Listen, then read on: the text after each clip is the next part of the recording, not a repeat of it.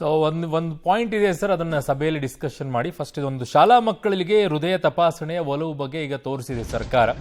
ಮಹತ್ವದ ಸಲಹೆ ಬಗ್ಗೆ ಇಂದಿನ ಸಭೆಯಲ್ಲಿ ಚರ್ಚೆಯನ್ನ ಕೂಡ ಮಾಡ್ತಾರೆ. ಆರೋಗ್ಯ ಸಚಿವರು ಸಭೆಯಲ್ಲಿ ಚರ್ಚೆ ಆಗುವಂತ ಸಾಧ್ಯತೆಯ ಬಗ್ಗೆ ಹೇಳ್ತಾ ಇದ್ದಾರೆ. ಶಾಲಾ ಮಕ್ಕಳಿಗೆ ಹೇಗೆ ಟೆಸ್ಟ್ ಮಾಡಬೇಕು, ಯಾವ ರೀತಿ ಟೆಸ್ಟ್ ಅಂತ ತಜ್ಞರಿಂದ ಸಲಹೆಯನ್ನ ಈಗ ಸಚಿವರು ಪಡೆಯಲಿದ್ದಾರಂತೆ. ಸೊ ಶಾಲಾ ಮಕ್ಕಳಿಗೆ ಹೃದಯ ತಪಾಸಣೆಗೆ ಈಗ ಮಹತ್ವದ್ದು ಅಂತ ಹೇಳಿದ್ದಾರೆ. ಕಾರಣ ತಜ್ಞರು ಹೇಳ್ತಾ ಇರುವಂಥದ್ದು, ಶಾಲೆಯಲ್ಲಿರುವಂಥ ಮಕ್ಕಳಿಗೆ ಅವ್ರನ್ನ ಒಳಪಡಿಸಬೇಕು. ಅಟ್ಲೀಸ್ಟ್ 10ನೇ ಕ್ಲಾಸ್ನಲ್ಲಿರುವಂಥವ್ರನ್ನ ಕಡ್ಡಾಯವಾಗಿ ಇದಕ್ಕೆ ತಪಾಸಣೆಯನ್ನು ಮಾಡಬೇಕು ಅಂತೇಳಿ ಆ ನಿಟ್ಟಿನಲ್ಲಿ ಯೋಚನೆ ಮಾಡ್ತಾರಂತೆ. ನಾನು ಆಗಲೇ ಹೇಳ್ತಾ ಇದ್ದೆ ಒಂದು ವಿಚಾರವನ್ನು. ಡಾಕ್ಟರ್ ದಿನೇಶ್ ರಾವ್ ಅಂತ ಇದ್ದಾರೆ, ನಮ್ಮಲ್ಲೇ ಇದ್ದರು ಬೆಂಗಳೂರಿನಲ್ಲೇ.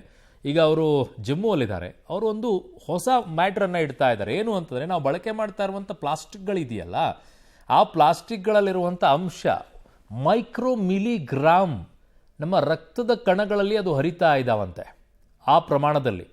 ಸೊ ಅದು ಬ್ಲಾಕೇಜ್ಗಳನ್ನು ಉಂಟು ಮಾಡಿ ಇಮ್ಮಿಡಿಯೇಟ್ ಆಗಿ ಈ ಥರ ಆಗೋ ಪರಿಸ್ಥಿತಿಗೆ ತಂದಿಡ್ತಾ ಇದೆ ಅಂತ ಹೇಳ್ತಾ ಇದ್ದಾರೆ. ನನ್ನ ಸಹೋದ್ಯೋಗಿ ಲೋಕೇಶ್ ನನ್ನ ಸಂಪರ್ಕಕ್ಕೆ ಸಿಗ್ತಾ ಇದ್ದಾರೆ. ಲೋಕೇಶ್, ಈಗ ಸಭೆ ಎಷ್ಟು ಮಹತ್ವದ್ದಾಗಿದೆ ಅನ್ನೋದು ಎಲ್ಲರಿಗೂ ಕೂಡ ಅರಿವಿದೆ.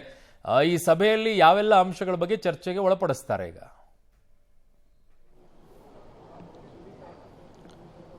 ಅರುಣ್, ಇವತ್ತಿನ ಸಭೆಯಲ್ಲಿ ಪ್ರಮುಖವಾಗಿ ತಜ್ಞರು ಕೊಟ್ಟಿರುವಂಥ ಸಲಹೆಗಳ ಬಗ್ಗೆ ಚರ್ಚೆ ಆಗುವಂಥದ್ದು. ಚರ್ಚೆಯಾಗಿ ನಿಯಂತ್ರಣಕ್ಕೆ ಯಾವ ರೀತಿಯಾದ ಕ್ರಮಗಳನ್ನು ಜಾರಿ ಮಾಡ್ಬೋದು, ಹೇಗೆ ಮಾಡಬಹುದು, ಜೊತೆಗೆ ಕೆಲವೊಂದಿಷ್ಟು ಅವ್ರು ಮಾಡಿರುವಂಥ ಸಲಹೆಗಳನ್ನು ಜಾರಿ ಮಾಡಲಿಕ್ಕೆ ಖರ್ಚು ವೆಚ್ಚಗಳು ಕೂಡ ಬೇಕಾಗುತ್ತೆ. ಆ ಖರ್ಚು ವೆಚ್ಚಗಳ ಬಗ್ಗೆಯೂ ಕೂಡ ಚರ್ಚೆ ಆಗುತ್ತೆ. ಈ ನಿಟ್ಟಿನಲ್ಲಿ ಇವತ್ತು ಮಹತ್ವವಾಗಿ ಪಡ್ಕೊಂಡಿರುವಂಥದ್ದು ಶಾಲಾ ಮಕ್ಕಳಿಗೆ ಟೆಸ್ಟ್ ಮಾಡಬೇಕು, ಅಂದರೆ ಹೃದಯ ತಪಾಸಣೆ ಮಾಡಬೇಕು ಅನ್ನುವಂಥದ್ದು. ಅದ್ರ ಬಗ್ಗೆ ಹೆಚ್ಚು ಚರ್ಚೆ ಆಗಿ ತದನಂತರ ಶಿಕ್ಷಣ ಇಲಾಖೆಗೆ ಅದಕ್ಕೆ ಒಂದು ಲೆಟರನ್ನು ಕೊಡ್ತಾರೆ. ತದನಂತರ ಶಿಕ್ಷಣ ಇಲಾಖೆ ಮತ್ತು ಆರೋಗ್ಯ ಇಲಾಖೆ ಜಂಟಿಯಾಗಿ ಅದನ್ನು ಜಾರಿ ಮಾಡುವಂಥ ಸಾಧ್ಯತೆ, ಅದಕ್ಕೆ ಒಂದಿಷ್ಟು ಖರ್ಚು ವೆಚ್ಚಗಳು ಕೂಡ ಆಗಬಹುದು ಅಂತ ಹೇಳಲಾಗ್ತದೆ. ಈ ಸಭೆಯ ಬಳಿಕ ಒಂದಿಷ್ಟು ಗೈಡ್ಲೈನ್ಸು ಬಿಡುಗಡೆ ಆಗುವ ಸಾಧ್ಯತೆ ಇದೆ.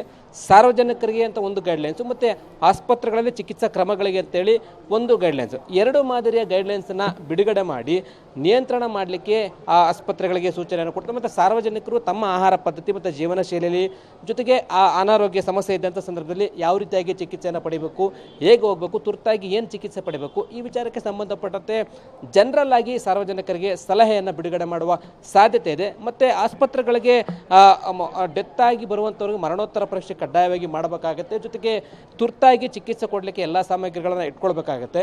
ತಾಲೂಕು ಆಸ್ಪತ್ರೆಗಳಲ್ಲಿ ಏನಾದರೂ ECG ಮಾಡಿದ್ರೆ ಜಯದೇವ ಆಸ್ಪತ್ರೆ ವೈದ್ಯರ ತಜ್ಞರನ್ನ ಅಭಿಪ್ರಾಯವನ್ನು ಸಂಗ್ರಹ ಮಾಡಿ ಚಿಕಿತ್ಸೆಯನ್ನು ಕೊಡಬೇಕು. ಈ ರೀತಿಯಾಗಿ ಆಸ್ಪತ್ರೆಗಳಿಗೆ ಗೈಡ್ಲೈನ್ಸನ್ನು ಬಿಡುಗಡೆ ಮಾಡುವ ಸಾಧ್ಯತೆ ಇದೆ.